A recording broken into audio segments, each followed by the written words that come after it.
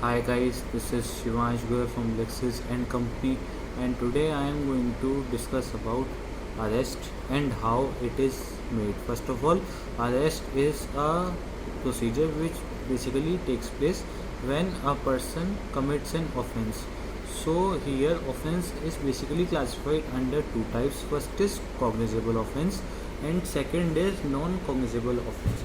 First, cognizable offence is basically defined under section 2 clause C of CRPC, under which police has power to arrest the person without any warrant if there is a case of murder, rape, or a type of wrongful restraint or sexual assault. Then under that case police has full power to arrest the offender without any warrant. Now talking about non-cognizable offence, it is basically defined under section 2 clause L of CRPC, under which police doesn't have power to arrest a person without any warrant. Under this, offences like forgery, fraud, cheating, or criminal misrepresentation takes place. Here, here police must have a warrant issued by magistrate of that particular area to arrest that offender. So now let us talk about arrest. It is basically defined under section 41 of CRPC, in which police has power to arrest a person without any warrant if it is under the case of co- if it is under the case of cognizable offence, and if it is the case of non-cognizable offence, then police has no power to arrest a person without the warrant. Warrant here must be issued. So arrest is basically made so that the offender does not commit any crime in future.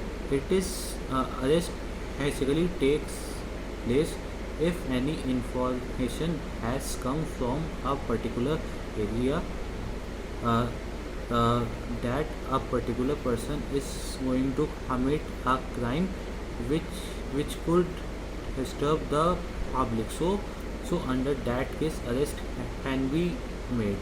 Then comes when a person is arrested, then he must be brought before magistrate under 24 hours. It is basically defined under section 56 and section 57, where the offender must be shown before the magistrate under 24 hours.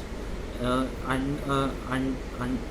arrest, a magistrate has also full power to arrest a person without a warrant if a crime has been taken place in that particular area.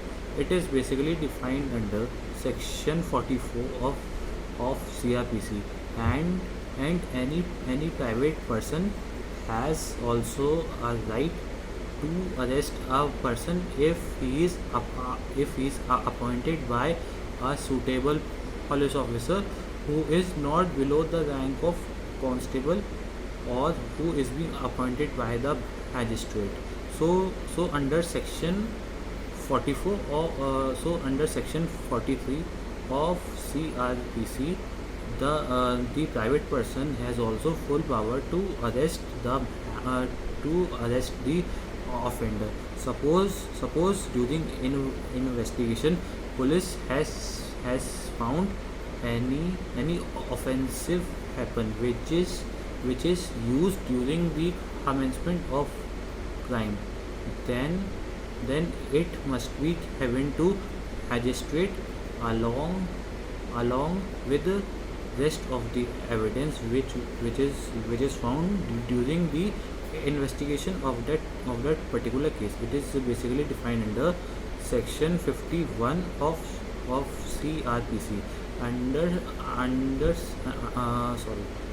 section 50, the offender has a full right to know that on what crime he is being arrested by the police. He has full right to know whether the offense he commits is a bailable or a non-bailable offense, whether he can be granted bail or not. Here, arrested person has full right to meet his friends or his relatives of his own choice, and no one can stop him from exercising his right. And also, arrested person has a full right to meet the person of his choice, and he can choose the advocate of his own choice. So it was all about arrest in short form.